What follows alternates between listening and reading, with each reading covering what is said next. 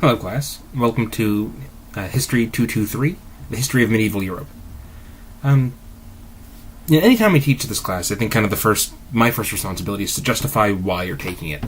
With the world and the interesting state that it's in right now, a very good question is, what's the point in studying something, this far away, this separate, this kind of dead as medieval Europe?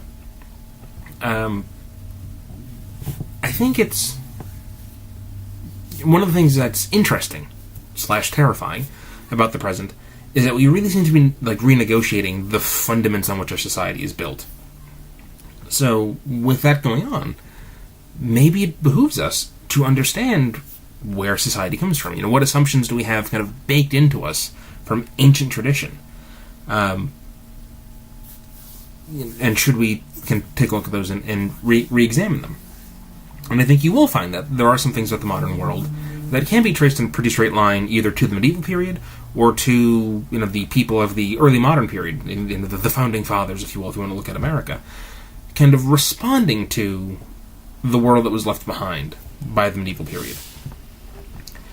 So that's one reason. Two, this is a kind of nominally quasi-Catholic kind of school. The Catholic Church is inextricably bound to medieval Europe. It is the cradle in which the church kind of formed, in which the church was formed, and the church also did a lot of forming in return.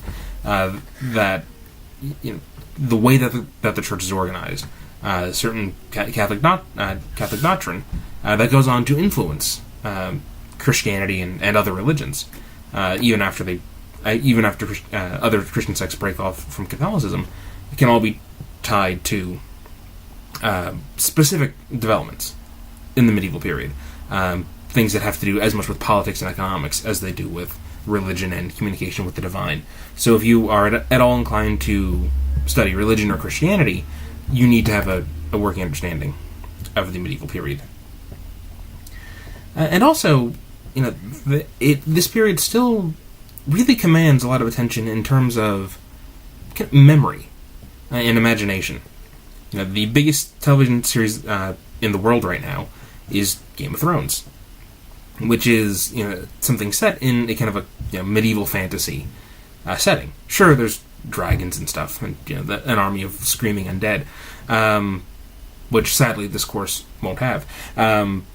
But there's a reason that stories set in this time with these trappings, knights in shining armor on horseback, engaging in heroic sword duels. There's a reason that we keep on coming back to this, and that we see kind of themes from this period repeated elsewhere. One of the more popular video games in the world right now is the Legend of Zelda, where you play kind of it's a medieval fantasy setting there as well. Something like Star Wars, which you will see ships in the background, features the Jedi Knights, again taking the name and certain trappings from the Knights of Antiquity. So kind of, just for that, just to understand, that part of kind of modern, culture, pop culture, call it what you will. I think it's good to dive into this period and figure out where does all this stuff come from. What are the expectations when it comes to knighthood, medieval combat, medieval warfare, and what are the surprising legacies that come out of that. So, will you go out and solve all the world's problems by taking this course? No. Will there be stuff in this course relevant to your life? I hope so. And if nothing else, there's stuff here that I believe you will find interesting. All right. What is medieval Europe? We kind of define it from the fall of the Roman Empire to the start of the Renaissance. It's kind of this is often why it's called the Middle Ages. It's defined as coming in between these two things. And it has a lot of baggage. This is a period that's often referred to as the Dark Ages, and that's something that actually the first half of this course will really get into. Was this a Dark Age? Is that a fair way to describe this period? It's again getting to those ideas of memory. it's thought of this time where kind of religion supplanted science, of just constant barbaric violence, and kind of a general kind of backsliding of the human condition. And what's interesting about that is that there is a sense, incorrect usually, that human history, it's all one big uphill. That things in the future will be better than things in the past, and even in that really simple and often incorrect narrative, you've got the medieval period, which is portrayed as, and this is the exception, this is the rare backslide, where humanity went backwards from the seeming enlightenment of the Roman Empire to the kind of religious, superstitious barbarism that reigned in Europe for a while. And again, that's not. We'll look into whether or not that's a fair description of this period. We'll also push the boundaries of what is medieval Europe out a little bit. Even the way that we define Europe is really tied to the western half of the Roman Empire. Other areas that are kind of on the fringe that would have been part of this, of an interconnected world, an interconnected Mediterranean world, gets separated out because they're on other continents. So North Africa is held as something kind of very far away and very different from Europe, whereas prior to the medieval period they are intimately connected, right? By the height of the Roman Empire, Tunisia, Carthage is as much a Roman city as Marseille in France, as Cadiz in Spain, as the conquered cities over like Alexandria or Athens over in Greece, Byzantium. These are all, they would all be co-equal cities regardless of the fact they're theoretically in different continents or different regions of the world. The medieval period is kind of what breaks Europe off from this Mediterranean world a little bit, at least in kind of some conceptions of how it all worked. So we'll be looking at that as well. The back end of the course will focus a little bit more on the medieval mind. We'll look at the development of the institution of knighthood, and also the development of universities. Being that we're all college students here, I think that kind of behooves us just to understand where does this system that we've committed our time and quite a bit of our money, where does this come from, and what is the legacy that this leaves behind, and what is the intellectual heritage of medieval Europe that it passes on to the rest of history, that it passes on to the modern day. So again, I find this stuff fascinating, and I will try to convey that enthusiasm out onto you as well. So let's take a look at the syllabus for the class. So open that up. I've got that kind of on the screen next to me here. So if you see me turning my head, that's what I'm looking at. And we'll just do a very brief walkthrough of kind of what my expectations are of you for this class. So description, kind of walk through that. 3 required textbooks. The main book is going to be Judith M. Bennett, Medieval Europe: A Short History, the 11th edition. And that is still the most current edition. But that book, it's adapted from something that goes... This has been kind of the standard Medieval Europe survey book for like the past 50 years.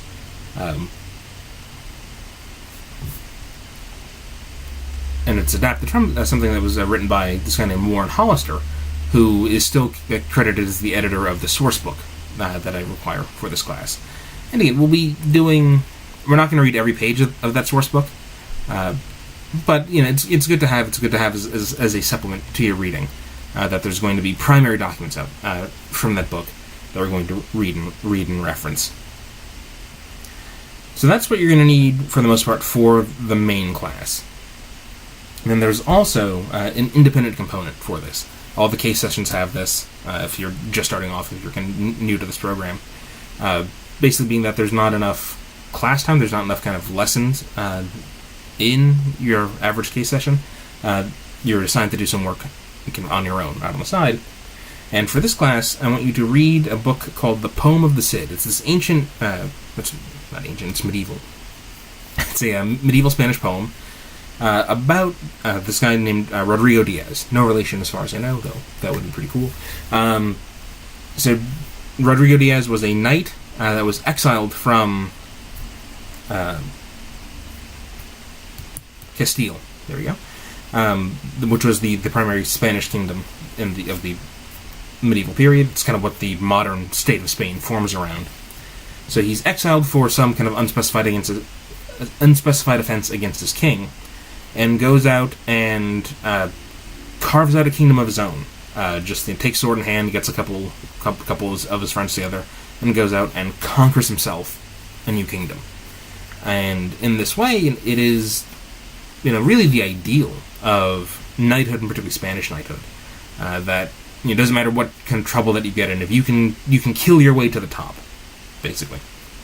And that mentality certainly translates over into early modern history, into the Spanish Empire in the New World. So if you have any interest in Latin America, the conquistadors that went and conquered the Caribbean and Mexico very much see themselves in the model of the Cid, as this guy was called. So, again, it's an epic poem. It's been translated from medieval Spanish to English. The author made the somewhat controversial decision to try to keep at least a sense of the Spanish cadence, or make this sound like it's still a song or a poem. As such, it doesn't read like prose. It reads a little more like you're reading the Odyssey or something. Try to push through the prose. So we're going to have a discussion board set up just for this book. Ask any questions you have about not understanding the reading in there, and I'll be happy to help you out. So you're going to read this book, and you're going to compare certain themes from this book to chapters of your choosing in a book by this guy named Richard Cowper, Chivalry and Violence in Medieval Europe. And basically, this independent component will focus on the idea of knighthood. What did knighthood mean? What was this kind of chivalric ideal of kind of honor and good conduct? And what role did violence play in all this? Violence in general, violence specifically toward men, violence specifically toward women. So there'll be a couple threads to pull on there. That independent component is going to be worth 40% of your grade. One of the things that these survey courses do is to give you a sense of what the more the higher level or the more kind of professional academic discipline of history looks like. And that is all about writing. You get precisely as far in this field as your writing will take you. So to that end, your written assignment of this course makes up the biggest single component of your grade. And I think this is also, sort of justifying this class's existence. There's a reason for this too. That, even if you don't like history, you don't care about anything going on in this course, if you come out of here as a better writer, then I've done my job, and you've walked away with a valuable skill that will help you in everything else that you do. Right? When you go to apply for a job, coming out of here, unless you happen to be very fortunate enough to know somebody that can just give you a paycheck, you will have to send a well-written resume with a well-written cover letter off to an employer, and then when you get that job, you'll probably have to defend what you're doing in writing, many, many, many, many times. So, one thing that I'll focus on in this big written assignment, in the individual unit assignments, will be writing style, writing for clarity, writing for argument. There's a writing guide section that will be on the website. You'll also be able to find your syllabus on there. I'll also include the information page for the Academic Success Center. Basically, where we have kind of tutoring in the Writing Center, where if writing is not your strong point for this class or any class, these people do distance tutoring. They can, even if you're not on campus, which I suspect that none of us are, they can help you with your work. And I think that's, and a lot of people kind of bristle with this whole process of kind of peer review and editing. I think it's one of the best things that anyone can do for you, is to read through your work and tell you, here's where it could be stronger. And give you suggestions as to how to get there. So I will do that. If you find that you need more help, or don't want to learn through, me whacking with a stick, feel free to work with the Writing Center as well. I strongly encourage that. So that's 40% of your grade right there. Everything else is evenly divided into 20% sections. Each unit in the class will have a discussion board, and leave this pretty open-ended. I find that if I ask a specific prompt, all I get is every student in the class giving me essentially the same answer. There's very little crosstalk, there's very little discussion amongst yourselves. So each unit discussion board is divided into two very broad threads. One is for specific questions about the reading. That, hey, I didn't understand what this word meant, or, I still don't see why this person did this thing. Ask that there, myself or any of you can try to walk through that and discuss it, and answer it. The second thread will be a place to just kind of broadly discuss the readings.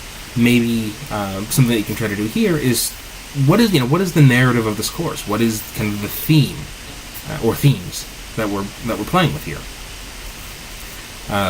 Talk that amongst yourselves. Talk about what you liked about a reading, what you didn't like, if you learned anything. This is a good space to give a response to the reading, and say a little something. It's not particularly formal. It's very much opinion based.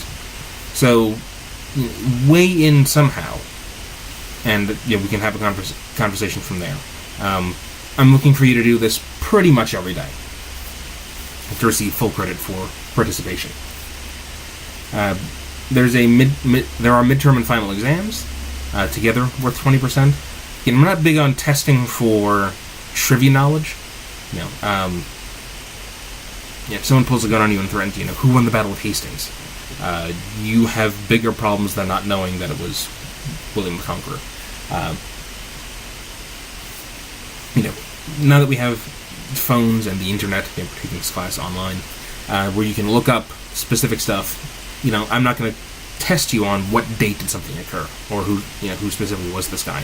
What I'm looking for, always, is how and why things happened. Walk me through, those aspects of history, and you will do well. So to that end, your midterm and final will be essay questions, usually 2 to 5 pages, 3 to 5 pages, and then every unit has a writing assignment at the end. Aimed specifically at that chapter. Again, these will be roughly a page. Thank you. But again, I'm looking for analysis. I'm looking for critical thinking applied to, this unit. Focusing on those why and how questions. So don't just give me, 3 sentences of, here's what happened. More or less copy pasted from the book. Down that road lies failure. I'm looking for you to really kind of sink your teeth into the material and demonstrate to me that you get it. And if you don't get it yet, that's why we got the discussion board, so we can talk about it until you do. All right. Those unit assignments are not. There's no hard due date on those, other than the course ends October 26th. Everything needs to be in, at the end of that day. If you get sick, if you think you're going to have a kid, whatever the case may be, let me know. If there's anything keeping you from getting your work done on time, if you fall more than, if we're on our second week in the class and you're still doing assignments from week 1, identify what's causing that. Email me about it. If I can grant extensions, if I can do anything, let me know. Because if we hit the end of the class and you don't have the reason for me to give you a break, I can't give you a break. The turnaround time for grading for this is pretty small. So those unit components, again, I don't really care which day those come in, just get them in. But again, to make sure that I can give your independent components the weight and the attention that they're due, I want those in by October 23rd. That's the Monday of the last week of class. That gives me the rest of the week to grade them and respond to them. So that is the one hard due date other than the end of class, is independent component, October 23rd. Cue these words into your mind, because again, I will subtract letter grades from this very important assignment if it's not in on time. Academic honesty and plagiarism. I think every time I've taught this class, I've had to fail one student for just Googling something online, copy-pasting it as their answer, and trying to pass it off as their homework. Don't be that kid. That's a really dumb reason to fail a course. Respect yourselves, respect me, respect this whole process by actually doing your work and not trying to pass off other people's work as your own. Depending on the severity of the infraction, you'll fail the assignment or fail the course. If it's like stealing another student's work or anything, that gets sent up all the way to the dean, and then like you could get kicked out of school, which is again not why any of you were here. So don't do that. The Learning Resource Center, that's the tutoring center that I mentioned. Again, I'll have that on the course website as well. Some more justification as to why we're here, and then we get down to the class schedule. Again, so I don't have dates on this. This new template that we're using for case courses. The class is broken into 2-week sessions for reasons I can't entirely explain. And then inside each session is pretty much 2 units. I think toward the end I have to squeeze a 3rd unit in there in one of them. But essentially you're doing 2 units per week. You know, if you can keep that pace, you're doing fine.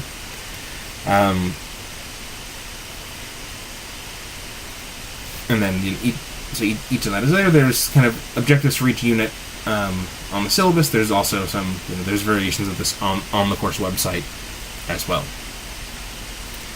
So, again, I think that's the essence of it all.